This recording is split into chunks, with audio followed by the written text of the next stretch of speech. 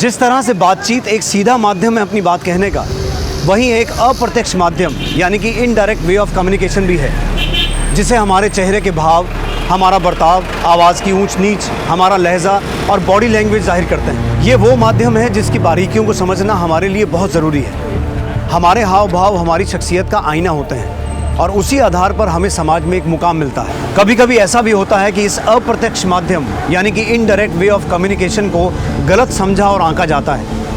कही गई सीधी बात और इशारे का लोग गलत मतलब निकाल लेते हैं और यही बात कई बार बहुत हानिकारक भी साबित होती है।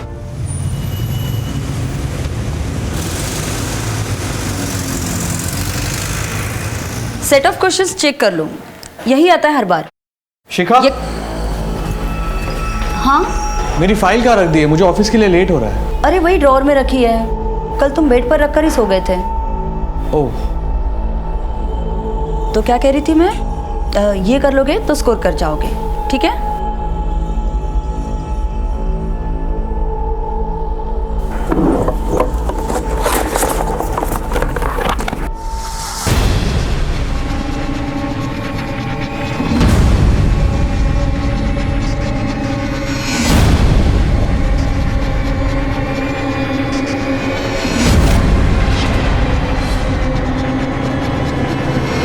मिली फाइल? अब हाँ,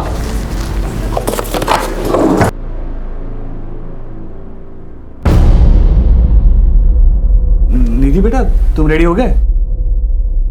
चलो चलो चलो चलो।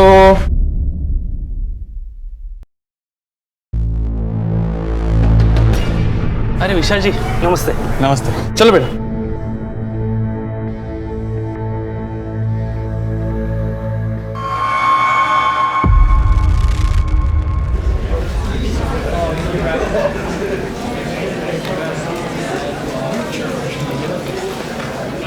हाय रोहन। हाय निधि, साथ में क्लास चले?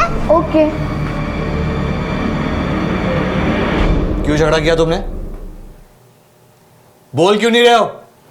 बोल रोहन, क्या हुआ था? इसने तुझे क्यों मारा था? आप ही के बेटे ने कुछ किया होगा। नहीं, हमारी बेटी ऐसा कर ही नहीं सकती। ऐसे स्कूल में पढ़ाए हम अपनी बच्ची को। रिलैक्स, क्या बातें कर रहे हैं आप? चुप करिए आप। आपकी बेटी जैसी लड़कियां ही पूरे स्कूल का नाम खराब करती हैं। आपकी बेटी जैसी मतलब? नहीं मतलब हम कुछ बोल नहीं रहे, इसका मतलब ये नहीं कि आप कुछ भी बोलोगे। यही सिखा रहे हो अपनी बेटी को जो ऐसे स्कूल में मारपीट करती है? हाँ सिखा रहा हूँ, क्या कर लोगे तुम?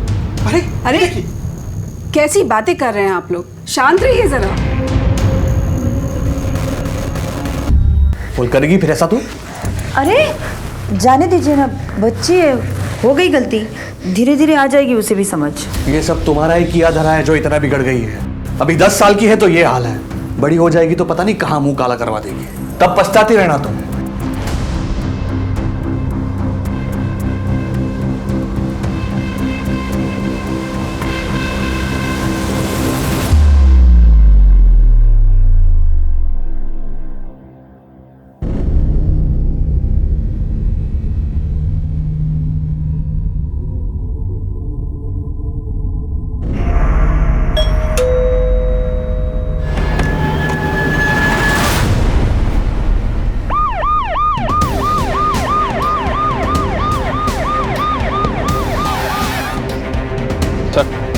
सर घर के ड्रेनेज से खून बहता देख पड़ोसी रमेश को शक हुआ। वो घर के अंदर आया तो दरवाजा खुला हुआ था। सर घर में कहीं भी फोर्स्ड एंट्री के निशान नहीं मिले और ना ही आसपास किसी ने किसी को आते जाते हुए देखा है। विक्टिम शिखा का मर्डर यही हॉल में किया गया। शिखा की 10 साल की बेटी निधि, प्रोबेबली उसने अपनी माँ का मर्डर होते हुए देख लिया था, इसलिए वो बाथरूम में जाकर छुप गई होगी।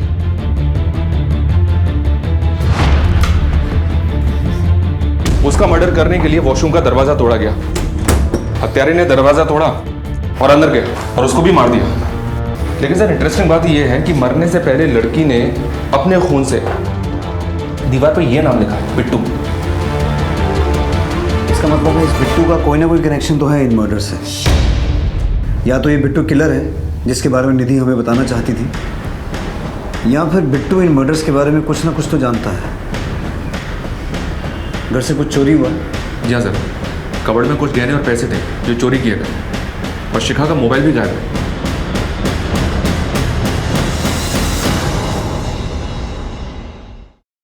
सर बिट्टू के बारे में विशाल ही बता सकता है और उसका हाल आप देख ही रहे। ऐसा कौन हो सकता है जिसे शिखा पहचानती हो, जो घर में आता जाता हो, जिसे आप भी जानते हो? सर शिखा यहीं अगले कमरे में बच्चों को ट्यूशन देती थी, वही बच्चे आते थे घर में, और बस इससे ज़्यादा कोई और नहीं आता था जिसके बारे में आपको कुछ बता सकूं। मनीष सर, इस एरिया में जितने भी बिट्टू नाम के लोग हैं सबको राउंड अप करो और ये पता लगाओ कि इनकी फैमिली में बिट्टू नाम का कोई आदमी है क्या। और जो बच्चे यहाँ पढ़ने आते हैं उनकी भी डिटेल्स चेक करो, कहीं उनमें से कोई बिट्टू तो नहीं। जी सर। मनीष, ये जो लड़की है निधि, इसके स्कूल में भी पता करो वहाँ कोई बिट्टू नाम का लड़का है क्या। शिखा का मोबाइल ट्रैकिंग पे डलवाओ और ज्वेलरी के लिए अलर्ट भेजो। जी सर।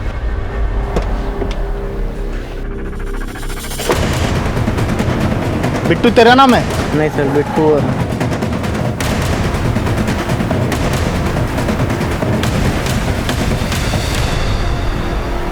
ये क्या है सर? बिट्टू समझ के किसी को भी उठा लोगे? ऐसा कहीं होता है क्या? देखो अभी हम सिर्फ इंक्वायरी करें, एक बार तहकीकात पूरी हो जाएगी ना, उसके बाद तुम सबको छोड़ दिया जाएगा, समझ में आया?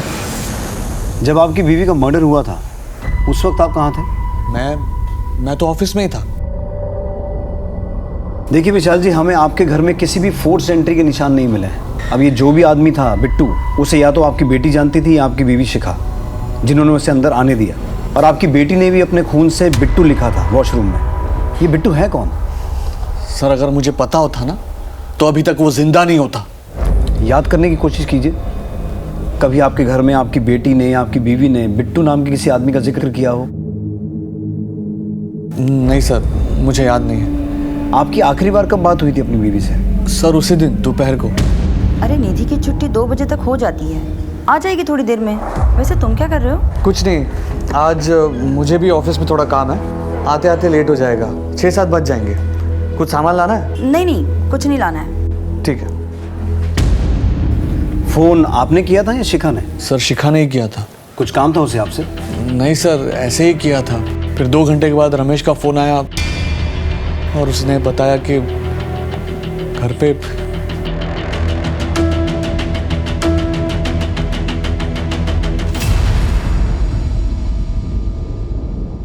ठीक है संतोष, मैं कुछ देर में तुमसे बात करता हूँ। अरे गायत्री, अरे तुमने संतोष को फोन किया था कोई मकान वगैरह किराए पे लेने के लिए? हाँ किया था ना। क्यों? अरे क्यों क्या, अभिनव की होने वाली बहू अब इस मकान में नहीं आएगी, हम किसी किराए के दूसरे मकान में जाके रहेंगे। इसीलिए मैंने संतोष को कहा था कि हमारे लिए कोई बड़ा सा अच्छा सा मकान ढूंढे। अरे पागल हो गई हो क्या?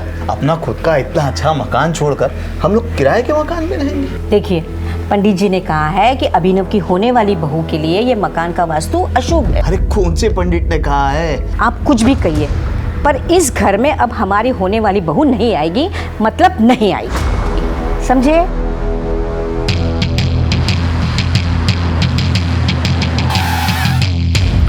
मर्डर स्पॉट पर ये लिखा था। ये विशाल का बिट्टू नाम का कोई बिजनेस राइवल है क्या जो उसकी फैमिली का मर्डर कर सकता है? नहीं सर, बिट्टू तो कोई नहीं है। कोई और राइवलरी, कोई दुश्मनी या लड़ाई, कुछ भी? हाँ सर, विशाल का झगड़ा चल रहा था जमुना दास से, प्रॉपर्टी के एक ब्रोकरी को लेकर। ये लो आप यहाँ पर साइन कर। ए, क्या करवा रहा तू ये? एक बार का समझ में नहीं आता तेरे? नाले वाली जमीन की डील हो चुकी है, फिर क्यों बीच में पड़ रहा है? जाना, पहले कस्टमर लेके आना, फिर बात करना, ठीक है? आप साइन कीजिए ना प्लीज। कहा ना मैंने, ये डील नहीं हो सकती। बस तुम क्या कर रहे हो? तू क्या ना? अरे छोड़ो, नहीं होगा भाई। मैंने कहा ना ये डील नहीं हो सकती तो नहीं हो सकती। उस झगड़े के कुछ दिनों बाद विशाल पर कुछ लड़कों ने अटैक किया था। अरे ऐसे कोई गाड़ी चलाता है क्या? बहुत शौक है दूसरे के काम में टांग अड़ाने का। अब देख तेरे साथ क्या हाल करते हैं। मारा सारे को।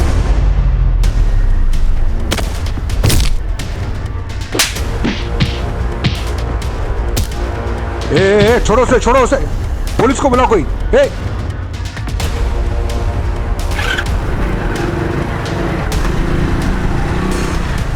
अरे हिम्मत है तो अकेले आओ, फिर दिखा दो कितनी चर्बी है मेरे में। जाओ बता देना अपने बाप को, विशाल डरता नहीं है। लेकिन विशाल को पूरा डाउट था कि अटैक जमुना दास ने ही करवाया था उसके ऊपर। ये जमुना दास कहाँ रहता है? आपके पास कोई सबूत है तो बताएं कि हमने मारा उसके बीवी बच्चों को। देखिए जमुना दास जी, दुनिया में सारे फसाद की जड़ 3 चीज़ें होती हैं: जर, जोरू और ज़मीन। और यहाँ इस मामले में ये तीनों ही हैं। देखिए साहब, मैं ऐसे टुच्चे काम नहीं करता। वो ज़मीन सरकार लेने वाली थी, इसलिए मैं खुद ही हट गया, वरना विशाल तो क्या, उसके बाप की औकात नहीं थी हमें रोकने की। सर। हाँ मनीष। सर, जमुना दास से बात हुई, कुछ ज़्यादा ही टेढ़ा आदमी लग रहा है। जमुना दास और विशाल, इन दोनों के पीछे अपने आदमी लगाओ। इन दोनों के उठने बैठने की एक एक डिटेल चाहिए मुझे। शिखा का फ़ोन ट्रैक हुआ? नहीं सर, अभी तक स्विच ऑफ है। चुलटी की भी कोई न्यूज़ नहीं है। विशाल और शिखा के सीडीआर मंगवाए हैं, जल्दी मिल जाएंगे। ठीक। हर केस की एक कहानी होती है, लेकिन इस केस में 2 हत्याएं हो चुकी थी, पर कहानी अभी तक साफ नहीं हुई थी। एक आम सी जिंदगी में दिन दहाड़े घर में घुसकर हत्या और लूट का मामला तूल पकड़ रहा था। पुलिस पर हमेशा इस बात का दबाव रहता है कि वो हर एक केस को जल्द से जल्द निपटाएं। ये मामला काफी पेचीदा था और इनिशियल इन्वेस्टिगेशन में हमारे हाथ कुछ भी नहीं लगा था, इसलिए हम एक एक लीड को टटोलते हुए आगे बढ़ रहे थे।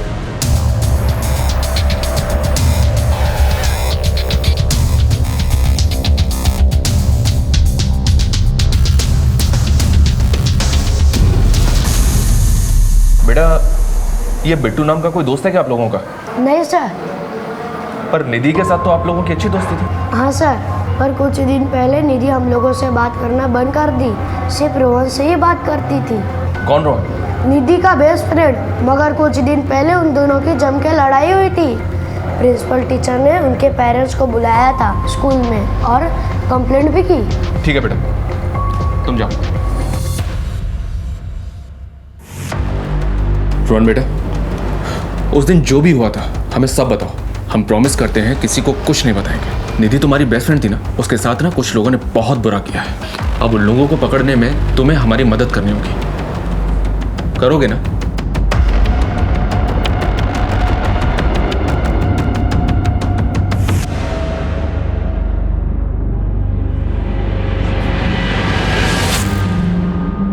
देखो, अब यहां पे मेरे और तुम्हारे अलावा और कोई नहीं है, हाँ? इसलिए तुम्हें डरने की कोई जरूरत नहीं है। बताओ, उस दिन क्या हुआ था? सर, वो मेरी दोस्त नहीं थी। तो फिर? सर, वो मेरी गर्लफ्रेंड थी। अगर ऐसा था तो झगड़ा क्यों हुआ था? सर, उसने मुझे काट लिया। मैं डर गया था, इसलिए मैं चुप रहा। सर, लेकिन आप पापा को कुछ मत बताइएगा सर, प्लीज। Don't worry. वो स्कूल में ऐसी हरकत करती थी और आपको पता ही नहीं? देखिए सर, बच्चे स्कूल में 5-6 घंटा ही रहते हैं और घर पर सारा दिन। और रही बात हमें नहीं पता होने की, तो निधि का बिहेवियर कुछ 3 महीने से बहुत बदल सा गया था। ना तो वो अपनी टीचर से बात करती थी, ना अपने दोस्तों से। तो हमें कैसे पता चलता कि उसके मन में क्या चल रहा है? फिर भी आप हमारे हिंदी टीचर उदित जी से बात कर सकते हैं। वही उसके क्लास टीचर हैं और उसे एक्स्ट्रा ट्यूशन भी देते हैं। सर, उसके बिहेवियर में चेंज तो आया था, बट वो ऐसा करेगी मुझे भी आइडिया नहीं था। मरने से पहले निधि ने ये लिखा था। हमें डाउट है कि इन मर्डर्स में बिट्टू का हाथ हो सकता है, और ये भी पॉसिबल है कि ये बिट्टू ही निधि को हैरेस कर रहा था और निधि ने ये सब उसी से सीखा। सर, मैं किसी बिट्टू को तो नहीं जानता, पर मुझे पूरा यकीन है कि ये निधि ने नहीं लिखा है। निधि ने नहीं लिखा मतलब? निधि सारे सब्जेक्ट्स में बहुत अच्छी थी, बस उसको हिंदी में प्रॉब्लम थी। बड़ी ई और छोटी ई की मात्रा तक में कंफ्यूज रहती थी। और ये बिट्टू लिखना इतना कठिन है, इतनी मात्राएं हैं इसमें, निधि हिंदी में तो लिख ही नहीं सकती। अगर उसे लिखना भी होता तो वो इंग्लिश में लिखती। Are you sure? बिल्कुल सर, आप चाहे तो उसकी हिंदी की नोटबुक देखिए, आपको खुद अंदाज़ा लग जाएगा कि उसकी हिंदी कैसी थी।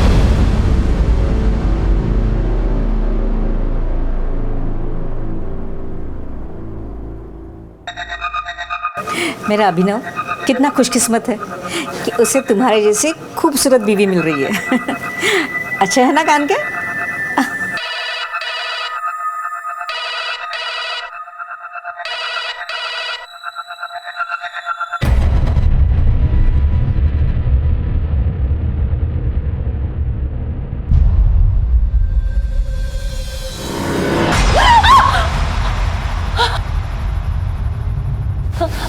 आप इस वक्त यहाँ क्या कर रहे हैं? क्या हुआ बहू? अरे कुछ नहीं माँ, मैं पीछे से आ गया था तो घबरा गई, इसलिए चीख पड़ी। और क्या?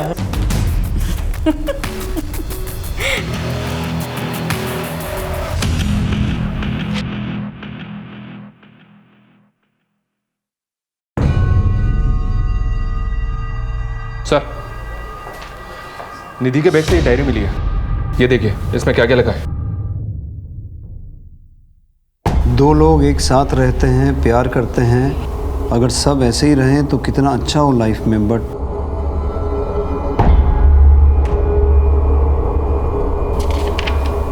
जिससे प्यार करना है उससे लड़ाई, और जिससे बात भी नहीं करनी उससे प्यार। Sometimes I feel there should be someone with whom I can share my pain. कुछ भी तो अच्छा नहीं है एक रोहन को छोड़ के। He understands me well, at least I have someone to talk now. आज रोहन ने भी मुझसे झगड़ा किया, अब मैं उससे कभी बात नहीं करूँगी, वो भी सबके जैसा ही है। आपकी बेटी इतने मेंटल प्रेशर में थी और उससे कोई बात करने वाला भी नहीं था। आप बता सकते हैं कि आप मियाँ बीवी के बीच झगड़ा किस बात पे होता था? सर मैं सच कह रहा हूँ, हमारे बीच में कोई लड़ाई झगड़ा नहीं होता था। निधि ने कुछ और ही बात लिखी है। अगर पता होता सर तो हम उससे बात करते।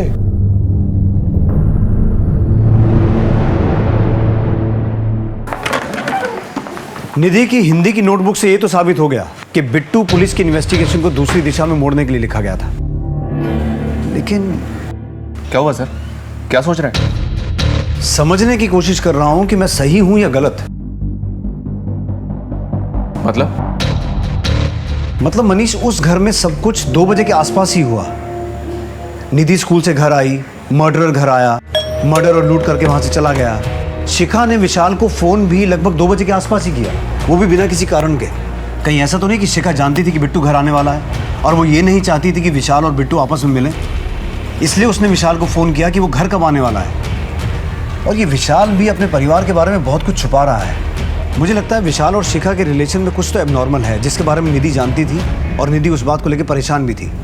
सोचने वाली बात यह भी है सर कि अभी तक की इन्वेस्टिगेशन में हमने जितने भी लोगों से बात की है, किसी ने भी इस बिट्टू नाम के आदमी को नहीं पहचाना। सर कहीं ऐसा तो नहीं कि कातिल ने खुद ये बिट्टू नाम लिख दिया पुलिस को गुमराह करने के लिए, ताकि हम उसे ढूंढते रहें और वो खुद सेफ हो जाए?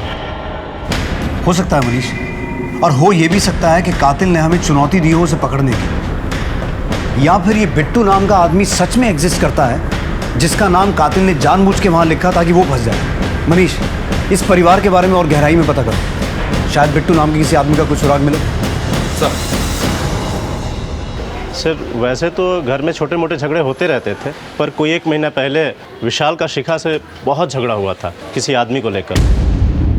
चल निकल निकल। छोड़िए ना, जाने दीजिए ना। चल निकल।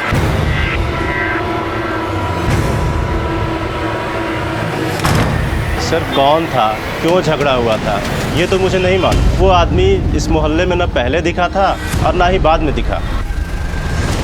झगड़ा हुआ तो तुम्हारा किसी के साथ, तुमने बताया नहीं? सर मैंने और शिखा ने अपने घर वालों की मर्जी के खिलाफ भागकर शादी की थी। 12 साल के बाद कुछ 4 महीने पहले हम शिखा के कहने पर उनके घर भी गए थे, ये सोचकर कि हम एक नई शुरुआत करेंगे। लेकिन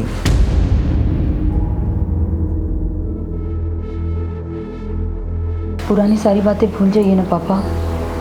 अब तो आपके नातिन भी आपसे मिलने की जिद करती है। भाऊजू नाना की।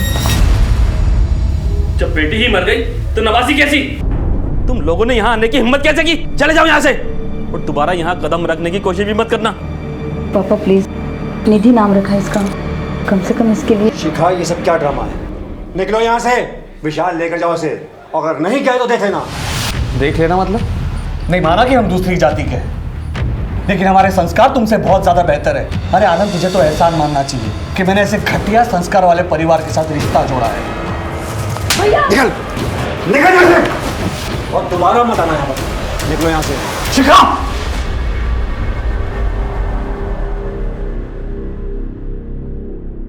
एक महीने पहले आनंद घर पे आया।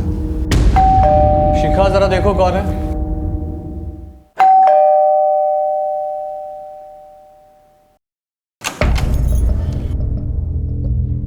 भैया आप आइए ना।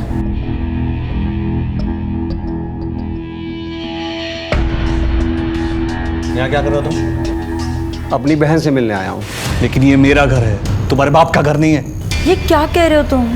भैया सारी पुरानी बातें भुलाकर आए हैं। शिखा, तुम्हारे लिए वो बातें होगी, लेकिन मेरे लिए वो मेरे माता पिता का, मेरी जाति का अपमान था, और वो मैं कभी नहीं भूल सकता। इससे पहले कि मैं कुछ कर बैठूं, निकलो यहाँ से, चलो। तेवर अभी तक बदले नहीं हैं, वहीं के वहीं हैं गिरे हुए। देखो, मैं अपनी बहन से मिलने भी आऊँगा और उसे साथ घर भी लेके जाऊँगा। देखते हैं तू क्या कर लेगा। और तुझे क्या लगता है, तू शिखा से मुझे दूर कर देगा? चलो निकलो यहाँ से, चल निकल निकल। छोड़िए ना, जाने दीजिए ना। चल।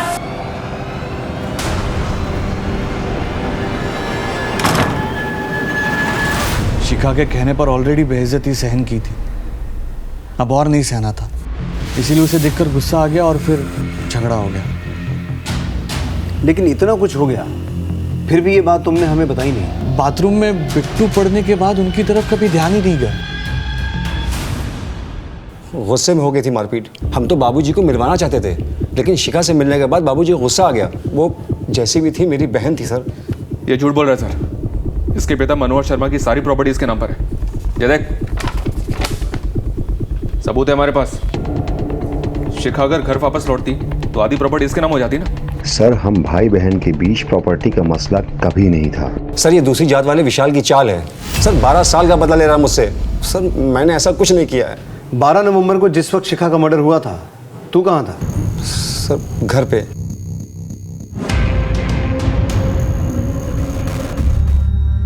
सर, निधि और शिखा की पोस्टमार्टम रिपोर्ट आ गई है। निधि की रिपोर्ट में तो कुछ नहीं मिला, मतलब वो मर्डर से 1-2 घंटे पहले ही फिजिकल हुई थी। फिजिकल?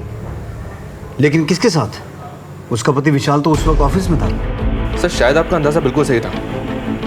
शिखा का जिसके साथ अफेयर होगा वो शिखा से मिलने आया होगा, सेक्स किया, उसके बाद मर्डर किया और फिर पुलिस को धोखा देने के लिए वॉशरूम की दीवार पे उसने ये नाम लिख दिया, बिट्टू। या फिर सर ये भी हो सकता है कि ये कोई रेप केस हो। शिखा की लाइफ को और अच्छे से टटोलना होगा। सीडीआर आने में कितना वक्त लगेगा? शाम तक आ जाएंगे सर।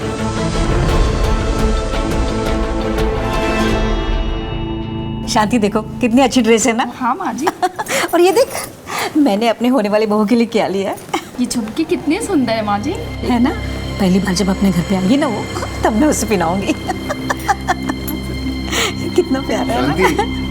जी बाबूजी। जरा पानी लेके आना पीने के जी। बहुत प्यारे हैं। गायत्री, दिमाग खराब हो गया तुम्हारा? अरे शादी का घर है, घर में पैसे हैं, गहने हैं, और तुम ये दुकान से जाकर बैठी हो नौकरों के सामने। आप है ना, रेखा का टेंशन लेते, आपसे तो बात करना ही बेकार है।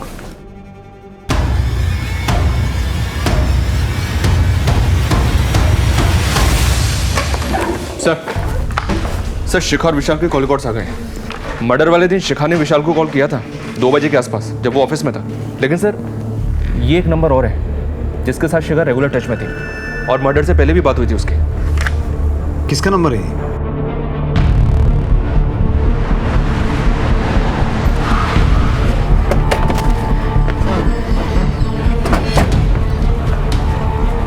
अश्विन,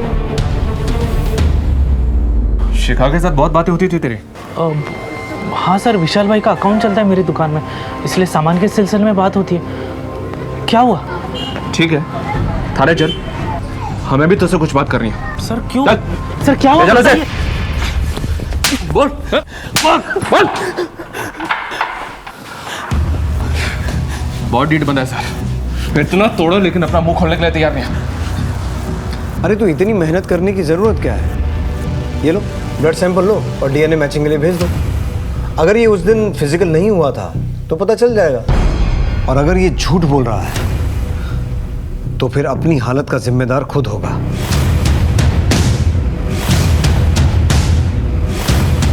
अगर डीएनए मैच हो गया तो उसके बाद क्या होगा तुझे मालूम है ना? बता, शिखा से इतने रेगुलर कांटेक्ट में क्यों था, और वो तुझे 12 से 1 के बीच में कॉल क्यों करती थी? बोल दे, अभी भी वक्त है। ले लो भाई, इसका सैंपल ले लो। अब इससे इसकी रिपोर्ट आने के बाद ही बात करेंगे। ठीक है सर।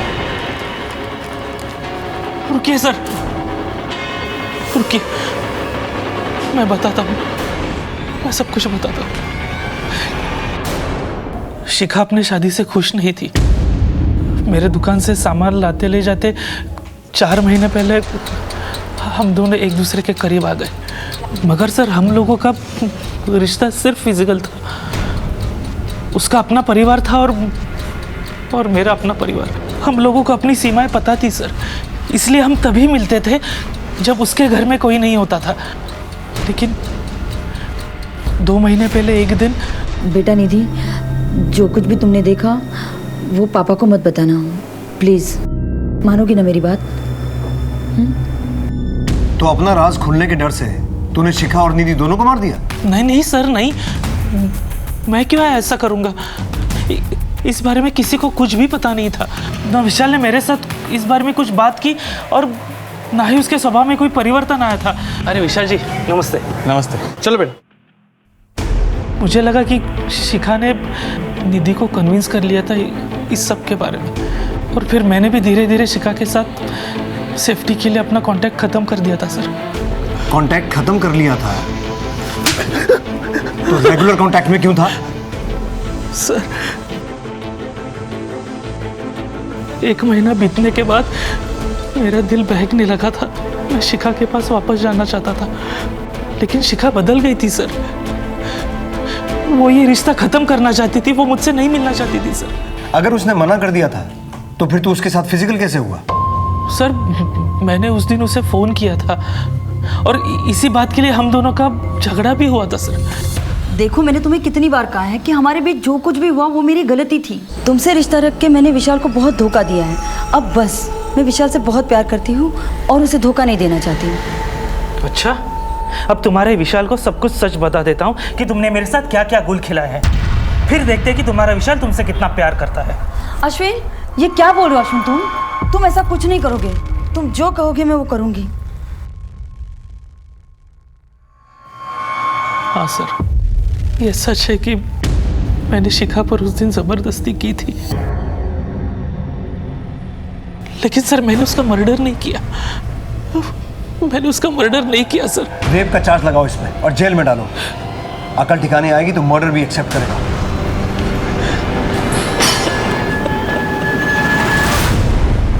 सर अश्विन की दुकान के सीसीटीवी फुटेज में शिखा के मर्डर के वक्त तकरीबन 2:30 बजे अश्विन अपनी दुकान में ही मौजूद है। लेकिन सर इस विशाल के बारे में एक इंटरेस्टिंग बात पता चली है। क्या? ये देखिए सर, तकरीबन 3 महीने पहले पूरी फैमिली का 50 लाख रुपए का जॉइंट बीमा निकलवाया गया, और अब शिखा और निधि की मौत के बाद ये विशाल ही इस पॉलिसी का सोल बेनिफिशियरी है। मतलब विशाल के लिए फायदे का सौदा रहा ये डबल मर्डर। मनीष, कहीं ऐसा तो नहीं है कि विशाल को शिखा और अश्विन के अफेयर के बारे में पता चल चुका था, इसलिए पहले उसने इंश्योरेंस करवाया और फिर शिखा और निधि को मारकर अब पैसा निकालना चाहता हो? मनीष, एक काम करो, विशाल के माँ बाप के घर जाओ और पता करो कि आखिर माजरा क्या है। शिखा के घर वाले तो नाराज थे इसलिए वो सामने नहीं आए, लेकिन इसके घर से अभी तक कोई क्यों नहीं आया? जी सर।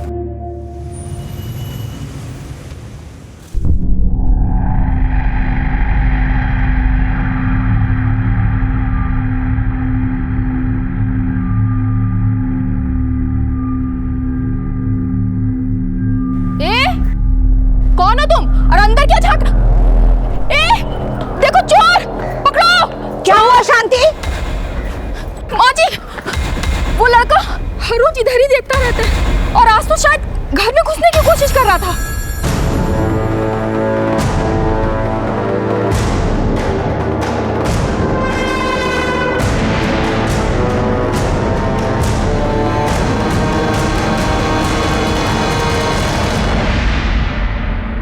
जी अनीता जी, बताइए क्या संबंध है आपके विशाल से? है नहीं थे। शादी होने वाली थी हमारी विशाल के साथ, लेकिन एन मौके पे वो मेरी दोस्त शिखा के साथ भाग गया। डोली नहीं उठी हमारी मंडप से और इतनी बेइज्जती हुई कि आज तक शादी नहीं हुई हमारी। मेरी अपनी दोस्त ने मेरी ज़िंदगी ख़राब कर दी। विशाल ने आपको इतना बड़ा धोखा दिया, लेकिन आप फिर भी उससे बातें करती थी फ़ोन पे, वो भी रेगुलर। ये आप ही का नंबर है ना? सर मेरी वजह से अनीता की शादी नहीं हो रही थी। एक दिन वो मुझे रास्ते में मिल गई थी।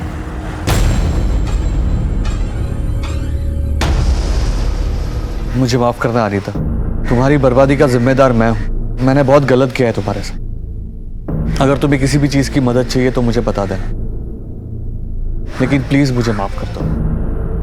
हमदर्दी थी सर अनीता से, और कुछ नहीं।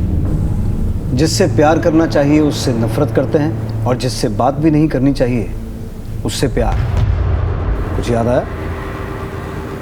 ये तो निधि के डायरी में लिखा था।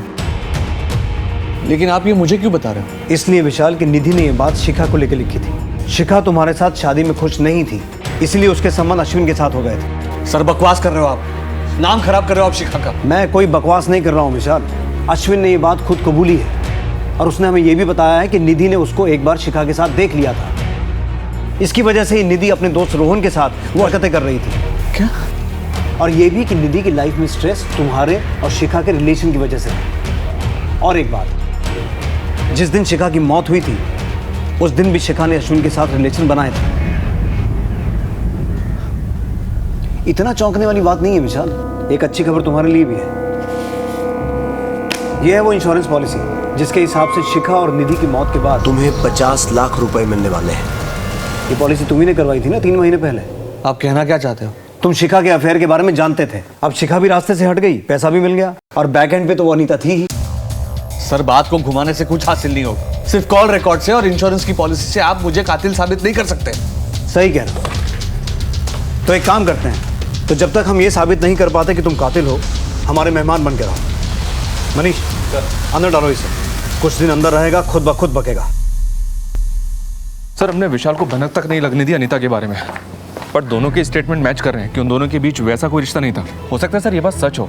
अश्विन का भी तो ये कहना है कि विशाल को पता ही नहीं था शिखा के अफेयर के बारे में, और निधि की डायरी में भी इस बात का कोई जिक्र नहीं है। In a way you are right Manish, लेकिन ये केस बहुत नाजुक है। हम किसी को भी क्लीन चिट नहीं दे सकते। सर इस केस में हर लीड के साथ हम 2 कदम आगे तो बढ़ रहे थे, लेकिन घूम फिर कर डेड एंड पर आ जाते थे। यानी कि इस दोहरे कत्ल के मामले में कोई भी कामयाबी हमारे हाथ नहीं लग पा रही थी। लेकिन अब इस जुर्म की जंजीर में एक कड़ी और जुड़ने को थी।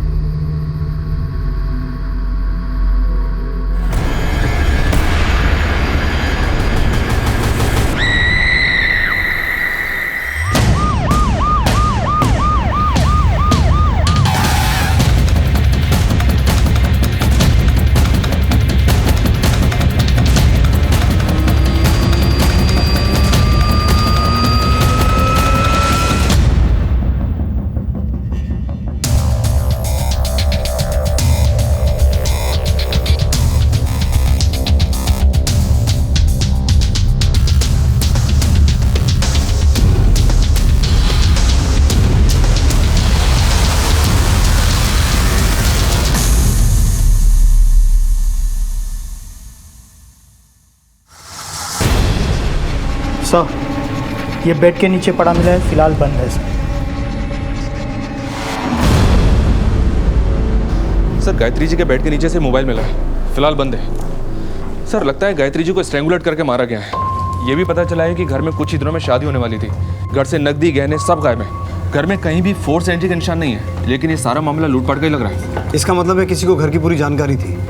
या तो दरवाजा अंदर से खोला गया या फिर किसी मास्टर की का इस्तेमाल हुआ। जी सर, घर के अंदर लूटपाट भी हुई है। हत्यारे ने मर्डर किया और सारा माल लूट के निकल गए। ठीक है मनीष, बॉडी को पोस्टमार्टम के लिए भिजवाओ और सभी पुलिस स्टेशन में हत्या और चोरी हुए गहनों की अपडेट भेजो। और ये पता करवाओ कि उस एरिया में कोई गैंग वैंग तो एक्टिव नहीं है। सर मम्मी पापा दिल्ली जा रहे थे मेरी शादी के कार्ड बांटने के लिए, पर अचानक से मम्मी की तबीयत खराब हो गई और उन्हें घर वापस लौट कर आना पड़ा। फिर मैं पापा के साथ दिल्ली गया। हम लोग वहीं थे जब हमें ये खबर मिली। आपको किसी पे शक है? घर में आने जाने वाला कोई आदमी या फिर पिछले कुछ दिनों में कुछ अजीब हुआ हो? हाँ सर, हमारी कामवाली ने कुछ दिनों पहले एक आदमी को घर के बाहर देखा था। ये फोन हमें आपके घर के बेड के नीचे से मिला है। नहीं सर, हम दोनों में से तो किसी का नहीं है, और गायत्री तो फोन रखती ही नहीं थी। मनीष, इसे साइबर टेक्नीशियन के पास भिजवाओ, ऑन करवाओ। हो सकता है मर्डर से छूट गया हो। और इनकी बाई ने जिस आदमी को घर के बाहर देखा था उसका स्केच बनवाओ। सर इस केस के सिरे टटोलते हुए हम दूसरे केस में उलझ गए। इंसानी फितरत की कई कहानियां सामने आ रही थी। कोई भी जुर्म बिना दस्तक के नहीं होता। यहाँ भी जुर्म ने दस्तक दी थी। अभिनव के घर की मेट शांति ने घर के आसपास किसी अनजान आदमी को देखा था और वहाँ विशाल के घर में इतना कुछ हो रहा था, लेकिन उसने कोई भी दस्तक नहीं सुनी। हमें इस बात पर यकीन नहीं हो रहा था, लेकिन अब इस केस पर रोशनी पड़ने को थी। ये शिखा का मोबाइल फोन है जो अभिनव की मां के घर से मिला है। शॉकिंग बात यह है सर कि इसमें अभिनव और शिखा के इंटीमेट वीडियोस और फोटोज हैं, देखिए। और सर उससे भी बड़ी शॉकिंग बात यह है कि अभिनव का घर का नाम बिट्टू है। क्यों बिट्टू? जी सर, मैं सब कुछ बताता हूँ आपको। मैं एक दोस्त की शादी में गया था, वहाँ मेरी मुलाकात शिखा से हुई। धीरे धीरे हम दोनों दोस्त बन गए, फ़ोन पर बातें करने लगे, बातें मुलाकातों में बदल गई और हमें रिश्ता कायम हो गया। फिर अचानक एक दिन शिखा ने ये रिश्ता ख़त्म कर दिया। भूल जाओ कि हम कभी मिले भी थे। उसने रिश्ता खत्म किया और तूने उसे? नहीं सर, मैंने ऐसा कुछ नहीं किया। जो मोबाइल फ़ोन शिखा का मर्डर करके चुराया गया था वो तेरे घर पे कैसे पहुंचा? उन फोटोज़ के लिए ना, ताकि तेरा और शिखा का रिश्ता हमेशा के लिए राजी बना रहे। सर अगर मैंने ये मर्डर्स किए होते तो वो मैं मोबाइल आप लोगों के हाथ नहीं लगने देता, और अपने घर पे क्यों रखता वो फ़ोन। और सबसे बड़ी बात सर, मैं शिखा के घर पर अपना नाम क्यों लिख कर आता? सर इसमें कोई ना कोई साजिश है मुझे फंसाने की, मैं सच कह रहा हूँ। इस अभिनव के दुश्मनों को खंगालो, उससे जुड़े एक एक आदमी की पूरी हिस्ट्री खोद के निकालो, पता लगाओ कौन है जो उसे फंसाना चाहता है, और उस आदमी को ट्रैक करो जिसे शांति ने उस दिन घर के बाहर देखा था। इन सब में तो एक ही आदमी का फायदा दिख रहा है सर। सर हटाइए इसे, प्लीज प्लीज हटाइए इसे। सर थक गया हूँ मैं। हम सब साथ रहते हुए भी मैं कितना दूर था शिखा से, अपनी बच्ची से। उनकी ज़िंदगी में इतना कुछ चल रहा था और मुझे उस चीज़ का अंदाज़ा तक नहीं था। शिखा मुझसे दूर होती चली गई। वो मुझसे कहती थी कि तुम मुझे वक्त नहीं देते। हमारे रिश्ते की उथल पुथल मेरी बेटी निधि का बचपन खा गई सर। मैं शिखा और निधि दोनों का दोषी हूँ। आपको मुझे जो सजा देनी है दे दीजिए सर। मैं हार गया।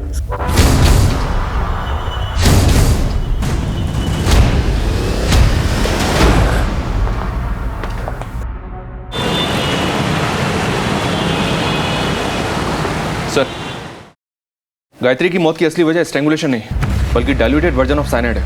मौत के बाद गला घोटा गया है। Diluted version of cyanide? ये तो पेस्टिसाइड मैन्युफैक्चरिंग फैक्ट्रीज में इस्तेमाल होता है और इतनी आसानी से किसी आम आदमी के हाथ नहीं आता। मनीष, इस जिले की जितनी भी पेस्टिसाइड मैन्युफैक्चरिंग कंपनीज है सबसे संपर्क करो, पूरी इन्फॉर्मेशन निकालो। सर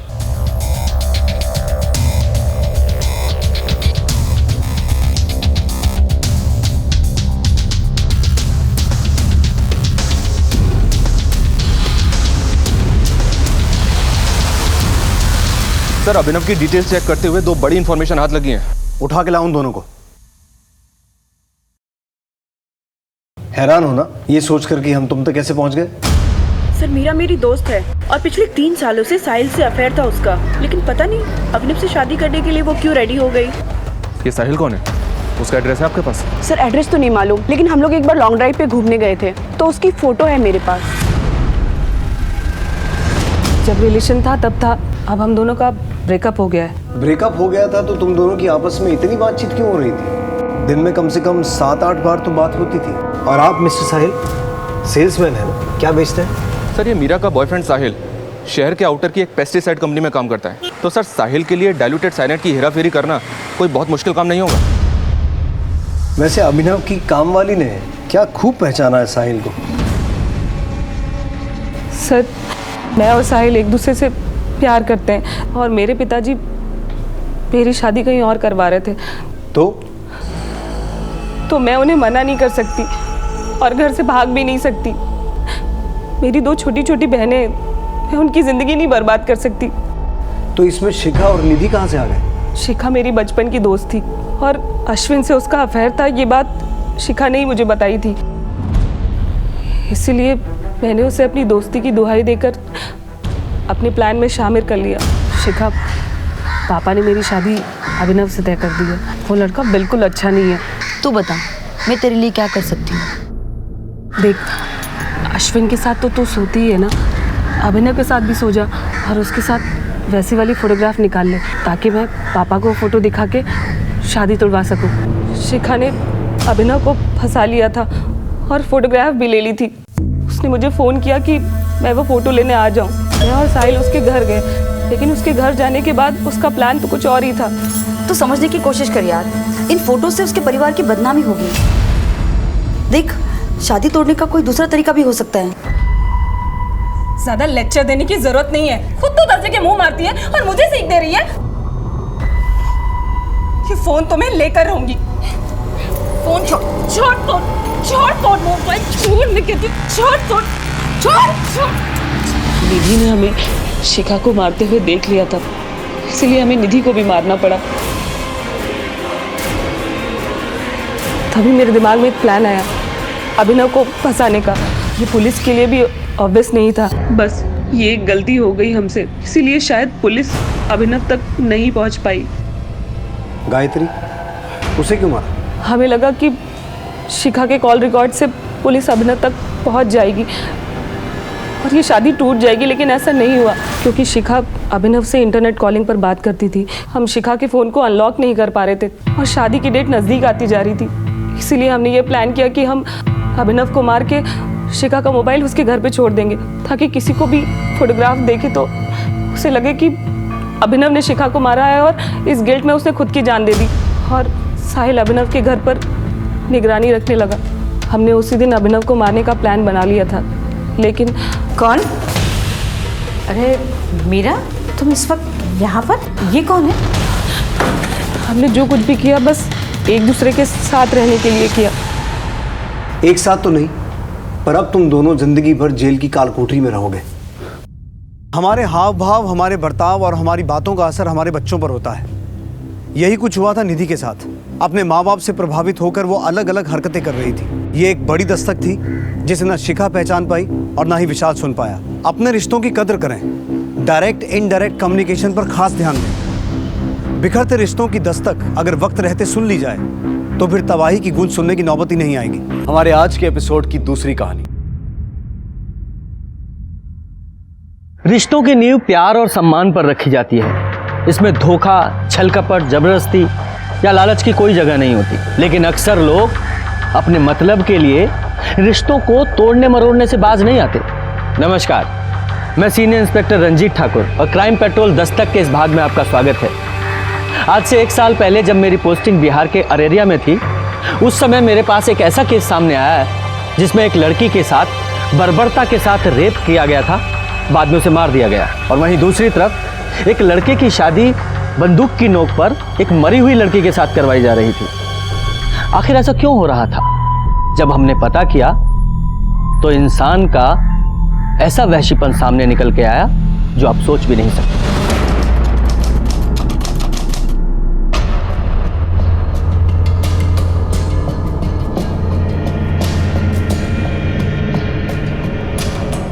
पागल वागल हो गए हो क्या? ये दिन दोपहर बैठ के शराब पी रहे हो? हमारे आगे ना ज्यादा नीति शास्त्र का लेक्चर मत छाड़ो। 10वीं तक तो लड़क लड़क के पास हुए हो। हम यहाँ इंजीनियरिंग करके पूर्णिया में तो बड़ा ऑफिस खोलकर बैठे, लेकिन साला हमसे कोई लड़की शादी करने को तैयार नहीं। देखो देखो, अरे देखो, लंगड़े हैं, लूले हैं, नहीं ना, दिखने में भी ठीक ठाक है, अच्छा खासा कमाते हैं, लेकिन पिछले 2 साल से शादी तक बात पहुंच के रिश्ता टूट जाता है। ठीक है, ठीक है, टेंशन नहीं मत। बैठो बैठो बैठो बैठो बैठो आराम से। कल फिर से लड़की देखने जा रहे हो ना? बेटा इस बार सिक्सर मारोगे तुम कह रहे हैं। हमें जाओगे तुम और तुम्हारा सिक्सर। अरे थैंक यू बेटा। ऋतु जी, लक्ष्मी मैया की बड़ी कृपा रही हम पर। जो भी दिया छप्पर फाड़ के दिया। लेकिन आपको तो पता ही है कि सरस्वती मैया के आगे लक्ष्मी मैया की कब चली है जी। तो हमारी सबसे बड़ी पूंजी हमारा बेटा ही है। इंजीनियर बनाया, इंजीनियर। और ये हमारी बिटिया कटिहार में रहकर हॉस्टल में पढ़ रही है। हमारी बिटिया पारुल भी 12वीं तक पढ़ाई की है, लेकिन घर का सारा काम वाम कर लेती है, सिलाई कढ़ाई सब। देखिए सच्ची बात है, बुरा मत मानिएगा। नहीं नहीं, आपकी बिटिया है बहुत सुंदर। क्यों बेटा पवन? हाँ। अरे पापा, भैया को उन्हें देखने से फुर्सत तो मिले। अब तो आप शेरवानी सिलवाइए।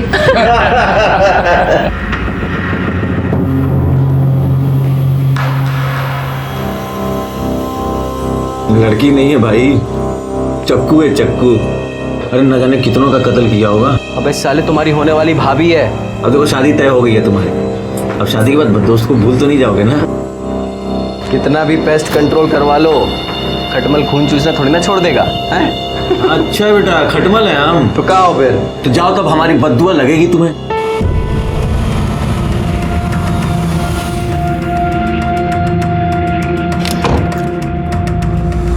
अरे बाबा जी प्रणाम। जो ज्यादा पंख फड़फड़ाता है ना, वही मुंह के बल गिरता है। बड़ा आया इंजीनियर साला।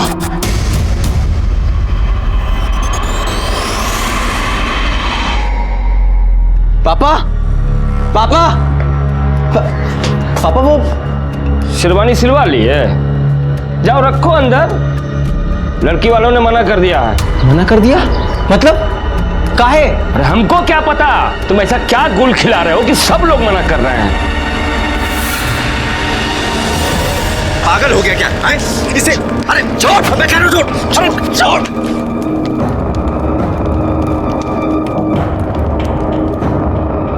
क्या क्या तूने? अरे शादी टूट गई तो लौंडिया किधर टेसवा पाओगे? बात वो नहीं है, लेकिन साला कोई तो प्रॉब्लम हमारे में ही है ना, जो हर बार सब हमें रिजेक्ट करके चले जाते हैं। हम कह रहे हैं तुम अपनी कुंडली को दिखवाओ, कहीं ना कहीं उसमें अड़ैया मार के बैठा हुआ है। पापा ने हमारी शादी का रिस्पॉन्सिबिलिटी आपको दिया है ना, अगवा बने फिरते हैं आप हमारे। तो आप हमें ये बताइए कि आप हमारी शादी करवा रहे हैं या हमारी परेड निकलवा रहे हैं? हम पे काहे भड़क रहे हो महाराज? तो भड़के नहीं तो क्या करें? सिविल इंजीनियर हैं हम, और ऐसा कौन सा टाटा बिरला की लड़की से योग भिड़ा रहे हैं कि हमारी शादी नहीं हो पा रही है? प्रॉब्लम क्या है? जानना चाहते हो प्रॉब्लम क्या है? हैं? बताते हम। बैठो बैठो, हम तुमको बताते हैं प्रॉब्लम क्या है। बैठो।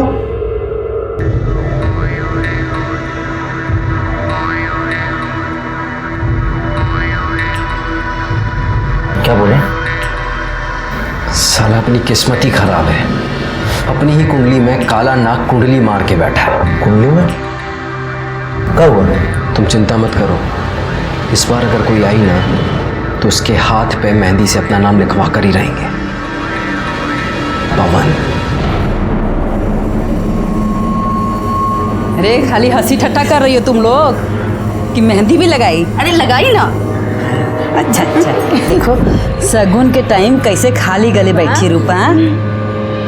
ए रूपा, ये लो जीजा जी बात करना चाहते हैं तुमसे। हमें बात नहीं करनी। अरे माँ समझाओ ना। हमारे सामने शर्मा रही है। नाटक कर रही हो, बतिया लो ना, शादी हो रही तुम्हारी।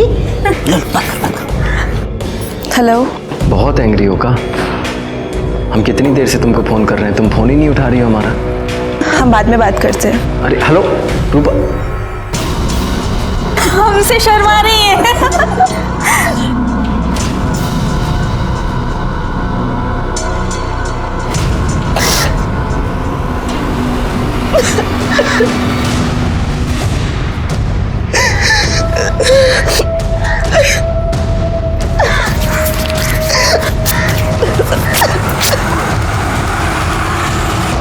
हमें पता है ये सब क्या हो रहा है, लेकिन हम ऐसा होने नहीं देंगे। कह रहे हैं तुमसे एक बार हम फिर से सोच लो तुम। हम डिसाइड कर लिए हैं, अब हम किसी राहु केतु को अपने आड़े नहीं आने देंगे। हमें रूपा चाहिए तो चाहिए। अब तो ये लाइफ और डेथ का मैटर हो गया है। चलो बस आ गई, हम निकलते हैं। अपना ख्याल रखो। गरिया गरिया गरिया, हाँ गरिया, बैठो बैठो। चलो चलो।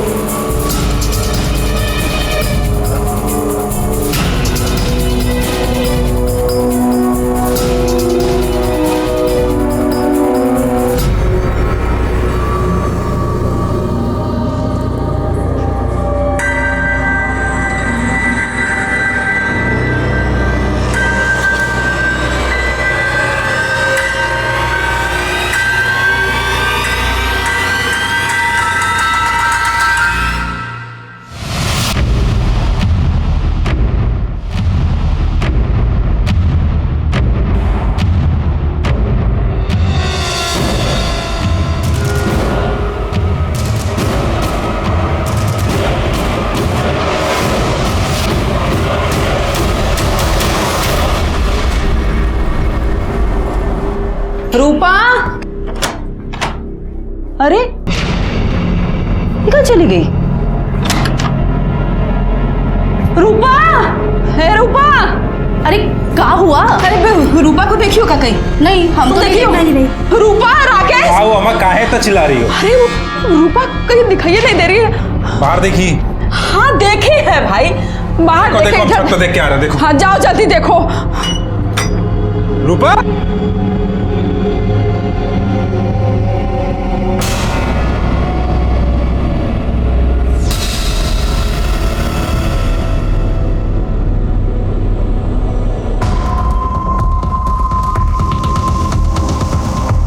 अम्मा!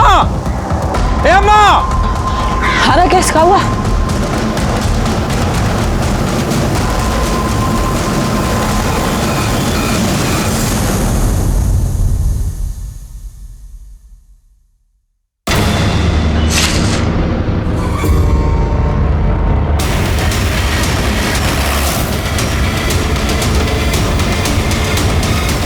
आइए सर।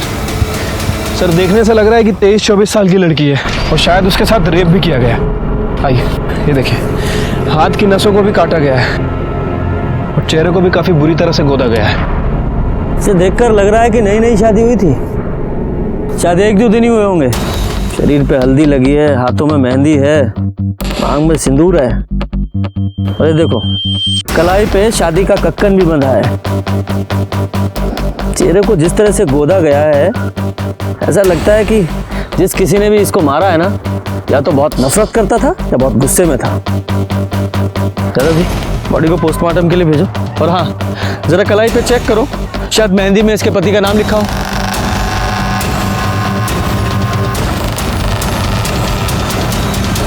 सर हाथ में पवन लिखा हुआ है। पवन? यादव जी पता करो, 1-2 दिन पहले किसी पवन की शादी हुई थी क्या? इस बेचारी ने कितनी अरमानों के साथ अपनी नई जिंदगी की शुरुआत की होगी। जिस किसी ने भी इसके साथ ये बर्बरता की है ना, यादव जी से छोड़ना नहीं है।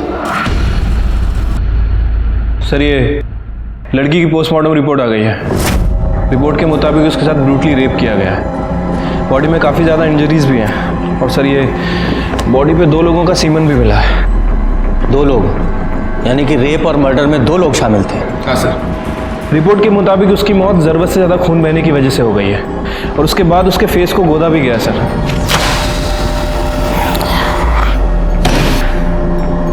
एक लड़की की कलाई काटी गई और उस मरती हुई लड़की के साथ रेप किया गया? डिस्गस्टिंग। इतना घृणित काम। इंसान ऐसे कैसे जानवर बन सकता है? वही तो समझ नहीं आता सर। वैसे मौत का समय 11 बजे से 2 बजे के बीच का है। उस पवन का कुछ पता चला? सर जी मैडम, कहाँ है पवन?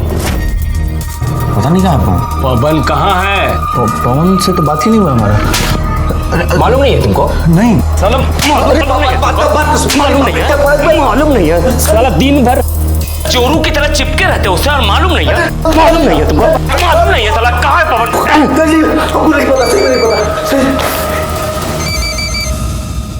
हेलो,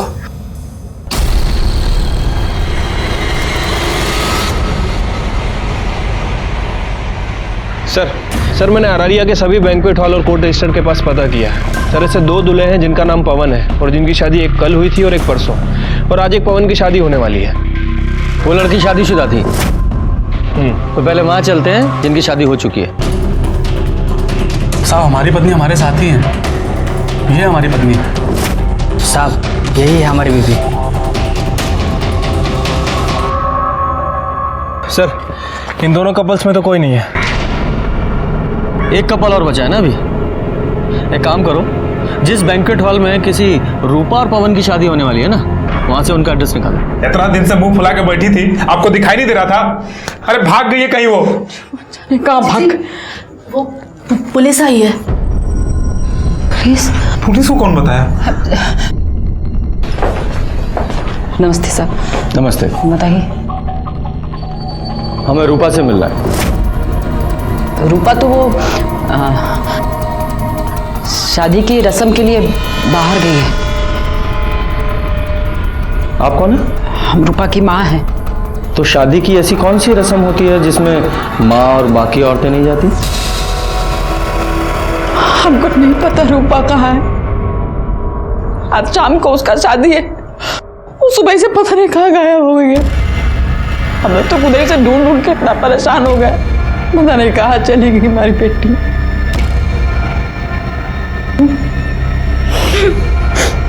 देखिए, हमें एक लड़की की लाश मिली है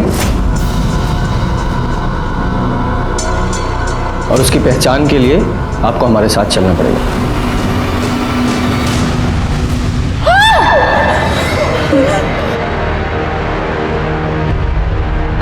सॉरी, चेहरा काफी खराब हो चुका है, लेकिन हमें बॉडी से कुछ सामान मिला है। प्रसाद, ये देखिए।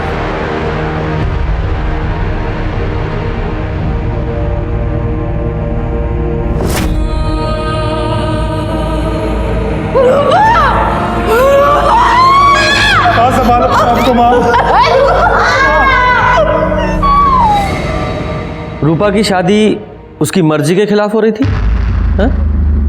या उसका किसी के साथ कोई? नहीं सर, ऐसा कोनो बात नहीं था।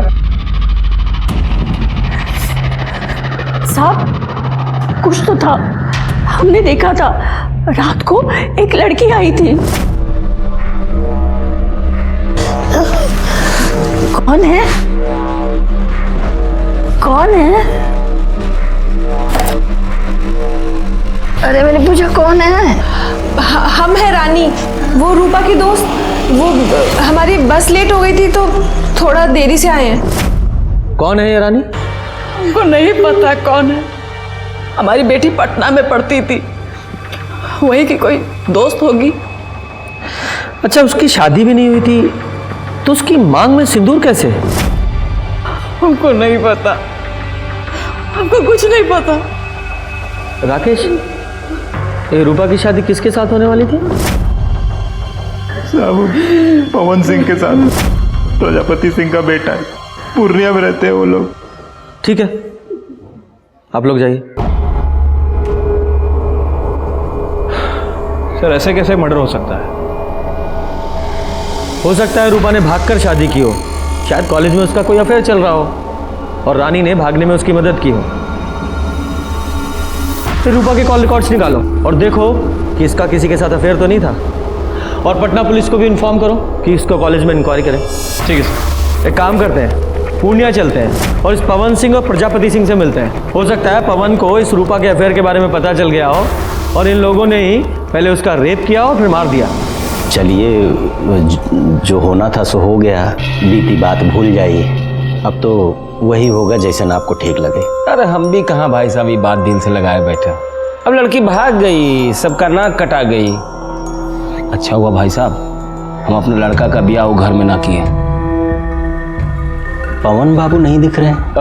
है, ये है, अभी बात हुई थी। कहा ना भाई साहब, मामला जरा शांत हो जाए ना, बुलवा लेंगे उसको।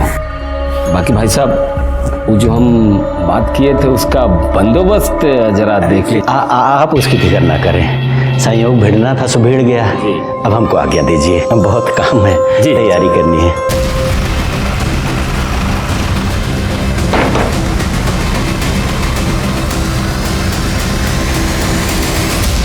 जी,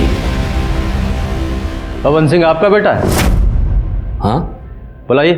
अरे बड़ा इंजीनियर है, बहुत बड़ा ठेका मिला उसको, पटना में गया है काम करवाने। कमाल है ना, आज ही शादी टली और आज से ही काम पे लग गया। नहीं, हमें लगा शादी टलने के गम में कोप भवन में केकई की तरह शायद रो रहा होगा। अरे लड़की को भागना था, भाग गई, बची 100 लड़कियां मिल जाएगी हमारे बेटे को। भागी नहीं है वो, मर्डर हो गया उसका। क्या? हाँ, रेप और मर्डर, और हो सकता है वो आपके बेटे ने किया हो। एक बात बताइए, हमारा बेटा ऐसा क्यों करेगा? क्यों करेगा? वो तो वही बताएगा। चुप कर क्यों बैठा है फिर? बोला ना, बहुत बड़ा ठेका मिला गया है पटना काम करवाने। पटना में कहा? एड्रेस हमको नहीं मालूम।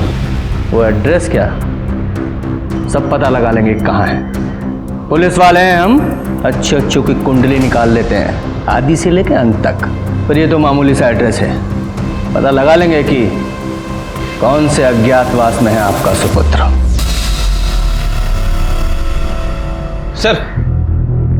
सर, ये रूपा के कॉल रिकॉर्ड्स को चेक किया है, ऐसा कुछ भी नहीं मिला जिससे लगे कि रूपा का किसी के साथ अफेयर चल रहा था। नॉर्मल अपने दोस्तों से बात करती थी और कभी कभार पवन से। वो पवन के भी कॉल रिकॉर्ड चेक किए थे सर मैंने। सर उस दिन उसका फ़ोन वो बस स्टैंड पे ही बंद हुआ था। कहाँ जा सकता है ये? उसके कॉल रिकॉर्ड से उसके किसी नज़दीकी या दोस्त का पता चल रहा है? हाँ सर, उसके कॉल रिकॉर्ड्स में एक ऐसा नंबर है जिस पर वो अक्सर बात किया करता था। किसी अखिलेश के नाम रजिस्टर्ड है। दोस्त की खबर नहीं रखते हैं? अच्छा एक बात बताओ, ये रूपा और पवन का आपस में कुछ झगड़ा चल रहा था क्या? नहीं सर, रूपा को तो पवन बहुत पसंद करता था, बहुत खुश था कि उसकी शादी हो रही है। ठीक है, तुम जाओ और हाँ, जरूरत पड़ी तो फिर बुलाएंगे। ठीक है सर। यादव जी सर, ये पवन की लास्ट लोकेशन बस स्टॉप पे थी ना? बस स्टॉप पे जाके पता करो, शायद पवन के बारे में कुछ पता चले। सर ये कंडक्टर है, इसने उस दिन पवन को देखा था। जी साहब, वो हमारी बस में था। बड़े प्रतिभाशाली हो यार तुम तो। अच्छा, मेमोरी बूस्ट करने के लिए कोई दवा खाते हो क्या जो सब याद रहता है? बस में चढ़ने वाला हर आदमी याद रहता है तुम्हें? नहीं नहीं सर, ऐसी बात नहीं है, लेकिन उस दिन हुआ ही कुछ ऐसा था कि याद रह गया। और किसी का टिकट बाकी? कुछ गुंडे हमारे पीछे पड़े हैं, बहुत देर से पीछा कर रहे हैं। हमारी थोड़ी सी मदद कर दीजिए। आप आरैया में गाड़ी रोकिएगा और जैसे ही हम उतरे आप गाड़ी भगा लीजिएगा। तुम फिक्र मत करो, हम ड्राइवर को बोले देते हैं।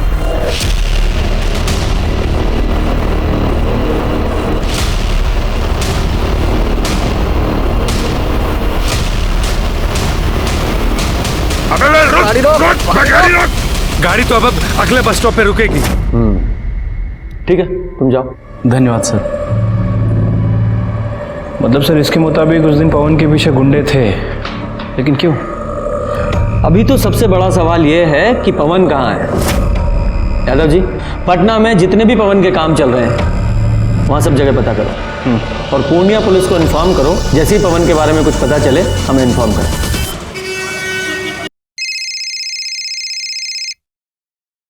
हेलो सर, मैं पूर्णिया से बोल रहा हूँ। पवन मिल गया है। कहाँ है वो? सर वो मर चुका है, हमें उसकी लाश मिली है। क्या?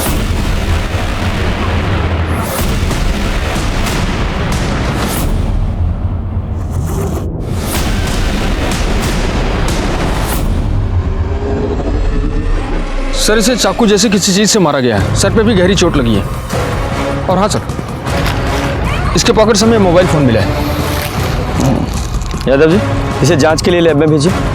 इसकी बॉडी को आप पोस्टमार्टम के लिए भेजिए। इसके घर वालों को इन्फॉर्म कीजिए और जैसे ही इसकी पोस्टमार्टम रिपोर्ट आए हमें तुरंत भेजिएगा। सर। यादव जी, ये पवन अररिया गया था शायद रूपा से मिलने, और रूपा की लाश मिली अररिया में और इस पवन की यहाँ पूर्णिया में। हमें शुरू से पवन पर शक था कि उसने ही रूपा का बलात्कार करके उसे मार दिया है, लेकिन जब पवन की लाश हमारे सामने आई तो और भी ना जाने कितने सवाल हमारे सामने आकर खड़े हो गए। जैसे, क्या रूपा की शादी पवन से हुई थी? लेकिन उनकी शादी तो अगले दिन होने वाली थी, फिर वो ऐसे भागकर शादी क्यों करेंगे? और वो लड़की कौन थी जिसने रूपा को घर से भागने में मदद की थी? ये एक ऐसी पहेली थी जो उलझती ही जा रही थी। सर ये पवन का पीएम रिपोर्ट। सर रिपोर्ट के मुताबिक उसकी बॉडी पर 4 वार किए गए थे। 3 बार उसकी बॉडी पे थे और 1 बार उसके सर के पीछे। इसी की वजह से उसकी मौत हुई सर, और उसकी मौत सुबह 3 बजे से 5 बजे के बीच में हुई है, मतलब रूपा के मरने के 3 से 4 घंटे बाद। क्या ये हो सकता है कि इस पवन ने रूपा को मारा हो और रूपा के साथ जो लड़की थी उसने पवन को मारा हो? या फिर ये भी हो सकता है कि रूपा के साथ जो लड़की थी उसने रूपा और पवन दोनों को मारा हो? पर वो लड़की थी कौन?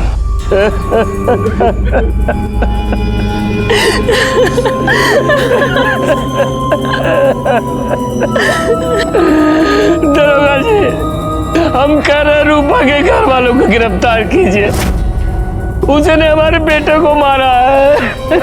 पर वो ऐसा क्यों करेंगे? रूपा से तो उसकी शादी होने वाली थी ना। वो सब हम नहीं जानते कुछ, उन लोगों ने हमारे बेटे की जान ली है। सर आपको कुछ बताना था। बताइए।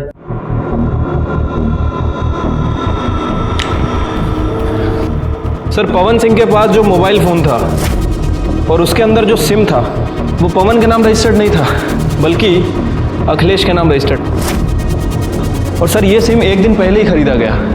पवन सिंह इस सिम से एक नए नंबर पे बात कर रहा था और जब मैंने इस नंबर की इंक्वायरी की तो पता चला कि ये नंबर भी एक दिन पहले ही खरीदा गया और सर ये नंबर भी अखिलेश के नाम रजिस्टर्ड है। ये दोनों सिम को एक ही दुकान से खरीदा गया था और वो भी अखिलेश नहीं खरीदे थे। जिस दिन मर्डर हुआ उस दिन पता चला है कि ये दोनों ही सिम एक साथ ट्रेवल कर रहे थे। इनमें से एक सिम की लोकेशन रूपा के घर के आसपास की है और ये दूसरा सिम नेक्स्ट डे जाके कटियार में बंद हुआ। ये दो नए सिम का क्या चक्कर है? कुलजा सिम खेल रहे हो? हमें कुछ नहीं पता सर। हम बताते हैं। पवन को रूपा के अफेयर के बारे में पता चल गया, उसने तुम्हें भी बताया, तुम्हें भी गुस्सा आया और तुमने और पवन ने दोनों ने मिलकर रूपा का रेप किया, उसे मार डाला और बाद में तुम्हारा और पवन का झगड़ा हुआ तो तुमने पवन को भी मार दिया। नहीं सर, ऐसा कुछ नहीं हुआ था। हम सच कह रहे हैं सर, हमें कुछ पता ही नहीं। यादव जी सर मैं बता रहा हूँ, बताता हूँ सर। अबे बता काहे नहीं रहे हो तुम? ये सिम कार्ड काहे मंगाया हो हमसे? कहाँ जा रहे हो तुम? कल शादी है ना तुम्हारी? वो हम रूपा को भगा कर शादी कर रहे हैं। अरे पगला गए हो का? हाँ बताओ ना क्या हुआ है? अरे वो सब हम तुमको आकर बताएंगे, तुम चिंता मत करो हमारी। अरे ऐसे चिंता मत करो, बताओ पहले हमको क्या हुआ है? वो हम पुष्पिंदर से कहकर अपना ऑफिस बेच दिए। देखो ये बात पुष्पिंदर को, हमें और अब सिर्फ तुम्हें पता है कि 35 लाख कैसे हमारे पास। हम रूपा को अपने से दूर नहीं होने देंगे और अगर ये बात हमारे बाप को पता चल गई ना तो वो हमें जहन्नुम से भी ढूंढ निकालेगा। इसलिए हम अपना फ़ोन बंद कर देंगे और इस नंबर से तुमको फ़ोन करेंगे, समझे? ऐसा हुआ था या फिर ऐसा हुआ तुम दोनों यहाँ अररिया आए, तुम लोगों ने रूपा का रेप किया और दोनों ने मिलकर रूपा को मार डाला और क्योंकि तुम्हें पता था कि पवन के पास इतना सारा कैश है उसके लालच में तुमने पवन को भी मार दिया और वो पैसा लेकर भाग गए। नहीं सर, नहीं ऐसा कुछ भी नहीं हुआ था सर। यादव जी ये इतनी आसानी से नहीं बोलेगा, इसे अपने स्टाइल में पूछते रहो और इसका और पवन का डीएनए रूपा के ऊपर मिले सीमेंट के डीएनए से मैच कराओ।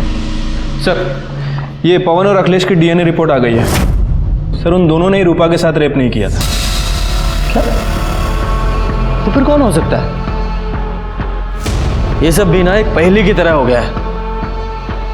ये रूपा और पवन की शादी होने वाली थी और रूपा अपनी शादी से एक रात पहले घर से भाग गई थी और उसी दिन वो पवन भी पूर्णिया से अररिया आ रहा था। ये रूपा का मर्डर यहाँ अररिया में हुआ और हमें पवन की लाश पूर्णिया में मिली।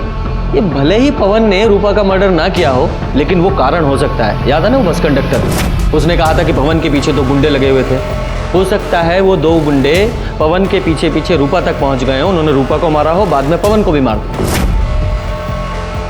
यादव जी ये पवन के पास 35 लाख रुपए थे और ये बात सिर्फ 2 लोगों को पता थी, एक उसका दोस्त अखिलेश और दूसरा वो ब्रोकर पुष्पिंदर जिसने उसका ऑफिस बिकवाया था। एक काम करो, इन दोनों की कॉल रिकॉर्ड्स खंगालो, देखो कोई सस्पेक्ट मिलता है क्या।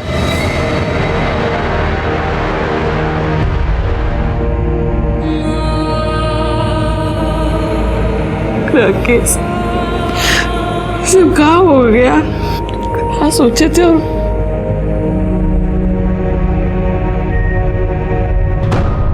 सर ये अखिलेश और ब्रोकर के कॉल रिकॉर्ड्स आ गए। अखिलेश के कॉल रिकॉर्ड्स में तो ऐसा कुछ नहीं मिला है, लेकिन वो जो ब्रोकर है पुष्पेन, वो 2 हिस्ट्री शीटर के टच में है। साहब हम कुछ भी नहीं किए साहब। सीधे सीधे सच्चाई बता दो। वैसे तुम्हारे इन लफंडरों ने हमें बता ही दिया। सब बताता हूँ। वो जो पवन है ना, वो शादी के लिए बहुत परेशान था साहब। मतलब मरा जा रहा था एकदम, लेकिन उसका शादी बार बार टूट रहा था साहब। और एक बार वो हमारे पास भी आया था ये जानने के लिए उसका शादी काहे टूट रहा है। अरे बताइए ना आखिर बात का है, काहे रिश्ता टूट रहा है बार बार हमारा? गलती तुम्हारा नहीं है पवन बाबू, गलती तुम्हारे बाप का है।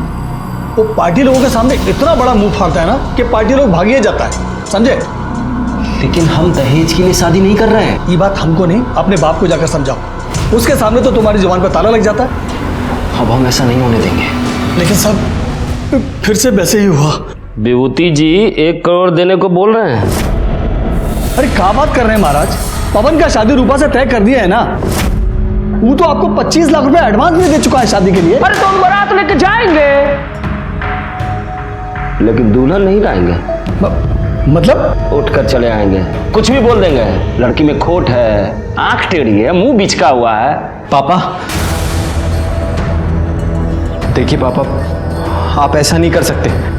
हम रूपा को पसंद करते हैं और उसी से शादी करेंगे। ए बेटा, तुम्हारे पढ़ाई लिखाई में कितना खर्चा किया मालूम है ना तुमको? इतना शानदार ऑफिस खुलवा के दिया इसको। तुम्हारी शादी कब होगी, किससे होगी, ये हम डिसाइड करेंगे। हम। पवन बहुत परेशान था, वो हमको 3 लाख रुपया दिया था उसका ऑफिस बिकवाने के लिए, तो हम बिकवा दिया साहब। लेकिन साहब बाद में हमारे मन में बहुत लालच आ गया। वो 35 लाख रुपया भी हमको चाहिए था साहब। अब इसलिए हम पवन के पीछे गुंडे लगा दिए साहब। और तुम्हारे इन गुंडों ने पवन का पीछा किया, पहले रूपा का रेप किया, उसे मार डाला, फिर पवन के पैसे छीने और उसे भी मार दिया। और इस सब में तुम भी शामिल हो। अरे नहीं साहब, ये हम कुछ नहीं किए, हम सच बोल रहे साहब। यादव जी, इन तीनों का डीएनए टेस्ट कराओ।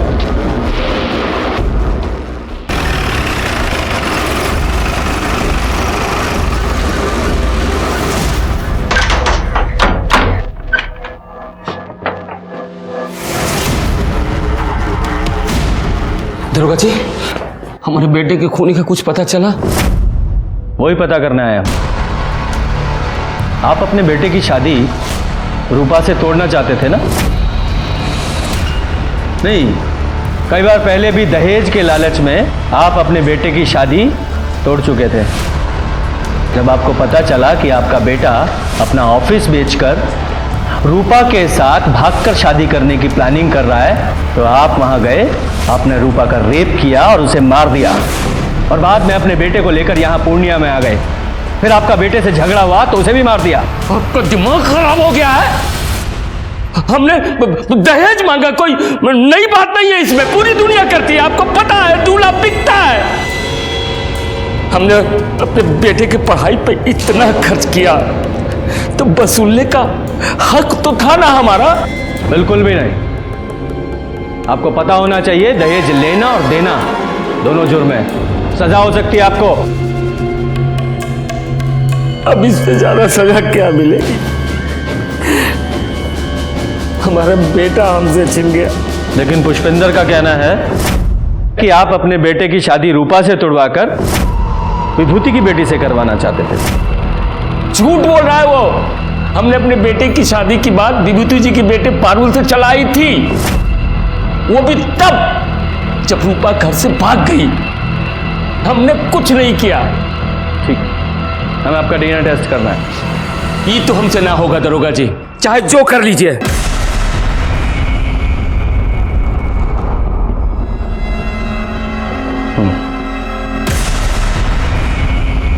यादव सर, मुझे इसकी एक एक डिटेल्स चाहिए। ठीक है सर।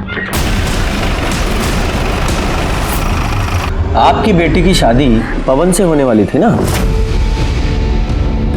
जी। लेकिन पवन तो रूपा से शादी कर रहा था, फिर आप रिश्ता लेकर क्यों गए? जब तक सामान बिक न जाए वो किसी का नहीं होता साहब। हमने रूपा के घर वालों से अधिक बोली लगाई थी, वो इसलिए कि लड़का अच्छा था और इंजीनियर भी था। पर पारुल का रिश्ता पवन के साथ एक बार पहले भी टूट चुका था ना? पारुल पवन को पसंद करने लगी थी, इसलिए मान गए, और उन्होंने जो दहेज मांगा हम देने को तैयार हो गए। आप जैसे बेटी वाले जब तक दहेज देते रहेंगे, बेटे वाले लेते रहेंगे। इस सामाजिक कुरीति में आप भी उनका साथ दे रहे थे। बेटी की खुशी के लिए करना पड़ता है सर। अब अच्छा सा लड़का देख के उसकी शादी कर देंगे। हमें आपकी बेटी से मिलना है।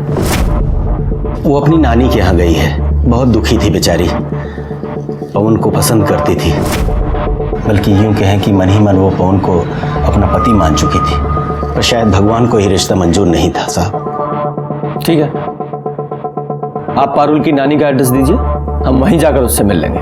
कैसी बात कर रहे हैं सर?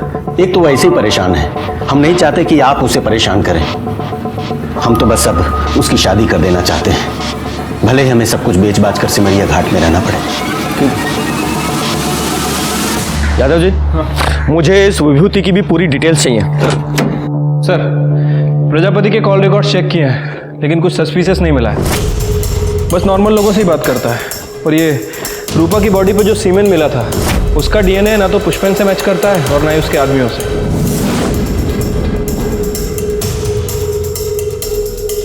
यादव जी, ये पवन ने अखिलेश से 2 सिम लिए थे ना, और दूसरा सिम वो कटिहार में जाके बंद हुआ था।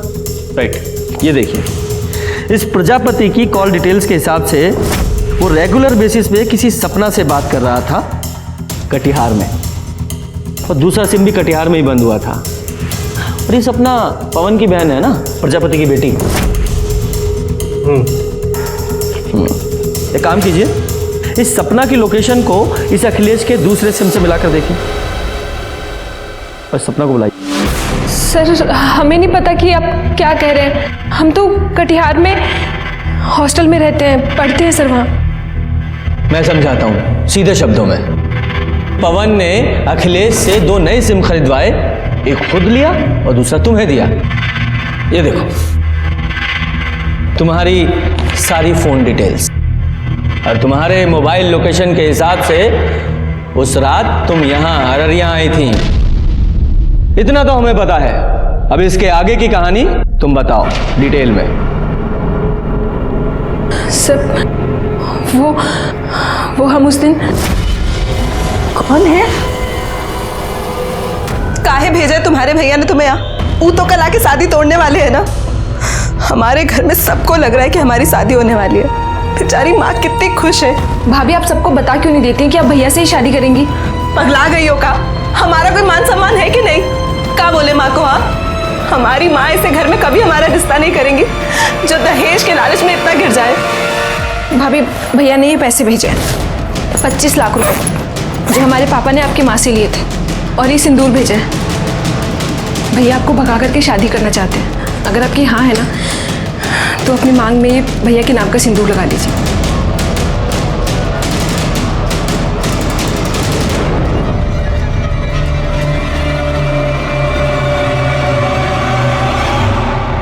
भैया, हम पवन को बहुत पसंद करते हैं, बहुत प्यार करते हैं हम उससे।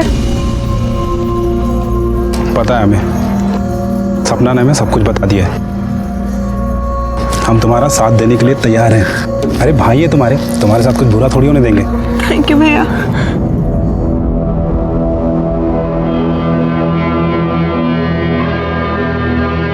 चलो जल्दी निकलते हैं। पहले सपना को हॉस्टल छोड़ते हैं, फिर हम निकलते हैं, ठीक है? नहीं जिया जी, सपना को हम छोड़ देंगे, आप रूपा को लेके निकलो। सर, उसके बाद राकेश ने हमें खटियार में हमारे हॉस्टल छोड़ दिया। लेकिन ये सब कुछ तुमने हमें पहले क्यों नहीं बताया?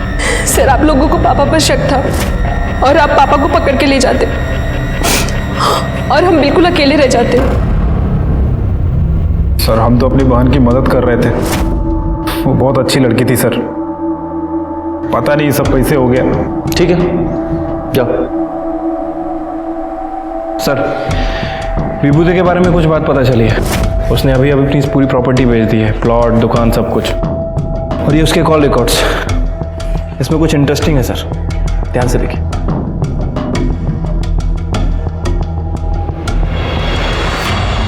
पानी पिएंगे आप? हमको प्यास नहीं लगी है सर। अच्छा, वैसे पी लेते तो अच्छा होता, जरूरत पड़ेगी आपको। खैर, ये देखिए, ये हैं आपकी कॉल डिटेल्स। इनके हिसाब से जिस रात पवन यहां अररिया में आया था, उसी रात आप भी अररिया आए थे। उसके आसपास की ही लोकेशन है। और मजे की बात देखिए, जब पवन वापस पूर्णिया गया तो आप भी पूर्णिया में ही गए। और कमाल की बात तो ये है, पूर्णिया में भी उसी जगह, उसी लोकेशन पर जहां हमें पवन की लाश मिली। आगे की कहानी आप खुद बताएंगे, यहां मुगलवाएं। साहब, पारुल की शादी पवन के साथ पहले ही तय हो गई थी, लेकिन ऐन वक्त पे प्रजापति ने दहेज की मांग बढ़ा दी तो हमने शादी तोड़ दी। बड़ा आया इंजीनियर, लेकिन हमारी बेटी पारुल पवन को पसंद करने लगी थी। एक बाप के नाते हमने तकलीफ नहीं देख पाए और अपने सारे प्लॉट्स बेचकर बस पवन और पारुल की शादी करने के लिए तैयार हो गए। पापा, अब इन सब का कोई फायदा नहीं है। कल रूप और पवन की शादी है पापा। पवन का फोन आया था पापा, उसने हमें बताया कल वो भागकर अररिया जा रहा रूपा से शादी करने। पापा, हमारा सपना कभी पूरा नहीं होगा। नहीं मेरा बच्चा, सपना पूरा होगा। हमें ना चिंता मत करो। हमने उनका पीछा किया और जब वो दोनों पवन और रूपा भाग रहे थे हम उनके पीछे ही थे। पवन! ये क्या कर रहे हो? तेरी पवन की पवन, ए विकास अंदर जाओ उसे।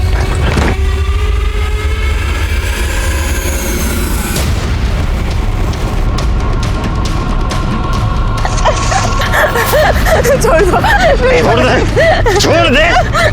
हमें अपनी बेटी का सपना पूरा करना था साहब। शादी की है तूने, 7 जन्मों का साथ है। अब अगला जन्म भी इसके साथ ही लेना, क्योंकि हम तुम्हें दफनाने वाले हैं, वो भी जिंदा। पारुल, पारुल।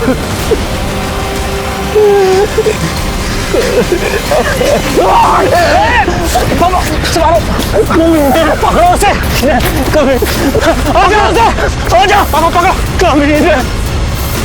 हम तो मारना चाहते थे उन्हें, लेकिन मार नहीं पाए। हम आपकी बात क्यों माने? जो सच था हमने बता दिया।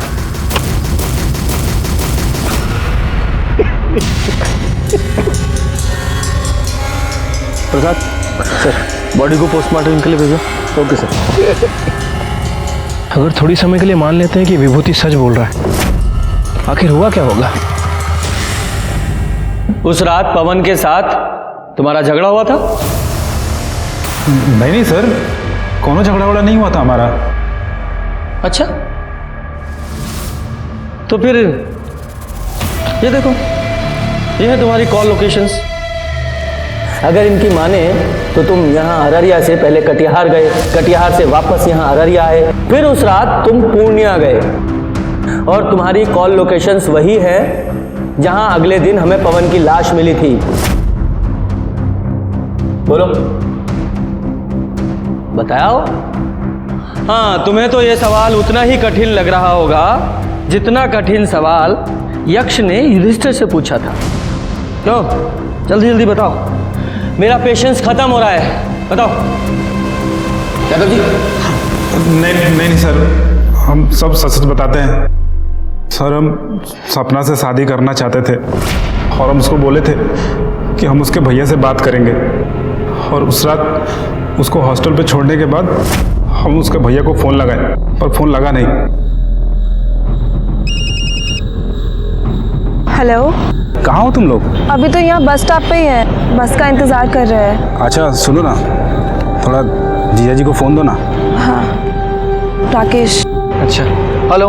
हाँ जीजा जी, अरे हम क्या कह रहे थे कि हम सपना को बहुत पसंद करते हैं और सपना भी हमको बहुत ही पसंद करती है। बस आप एक बार हाँ कह देते तो। दिमाग खराब हो गया तुम्हारा? पगला गए हो का? तुम हो का बे? हम सिविल इंजीनियर हैं, तुम्हारी औकात का है? लड़का हमेशा लड़की से अच्छा होना चाहिए। अरे पर जीजा जी आप तो। तुम्हारी शादी नहीं हो सकती उससे, समझे? ये क्या बेकार की बात कर रहे हो? हाँ, अरे रूपा, हम तुमसे इस बारे में बाद में बात करते हैं। वो हमारा फ़ोन काट दी, लेकिन हमको उस दिन बात करना था, इसलिए हम अररिया बस स्टॉप पे फिर से वापस चले गए। लगता है चले गए। फ़ोन ऑफ आ रहा है।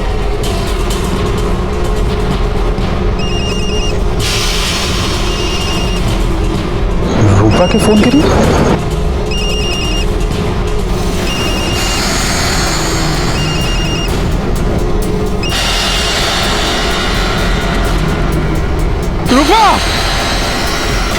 रूपा का लाश देख के हमारा दिमाग खराब हो गया था। हमको लगा कि पवन उसको मार कर भागा है, इसलिए हम वहां बड़ा चाकू लेकर उसको मारने के लिए निकल गए।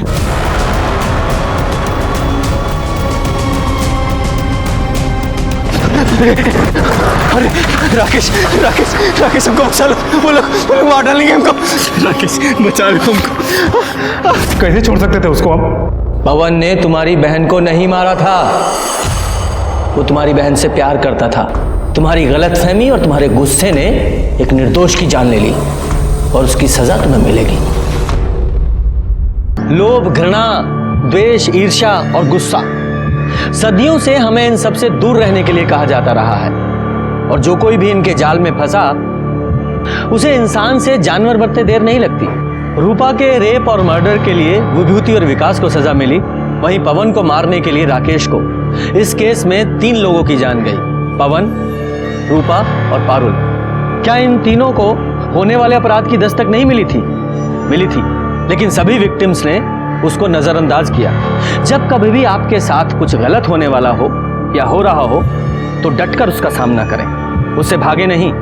इसी के साथ मैं सीनियर इंस्पेक्टर रंजीत ठाकुर आपसे विदा लेता हूं। कल फिर मिलेंगे। सतर्क रहिए और देखते रहिए क्राइम पेट्रोल 10 तक, क्योंकि मकसद बताना नहीं, बचाना है। जय हिंद। क्राइम पेट्रोल के और भी दिलचस्प कहानी देखने के लिए हमारे चैनल को सब्सक्राइब करें और बेल आइकॉन दबाना न भूलें।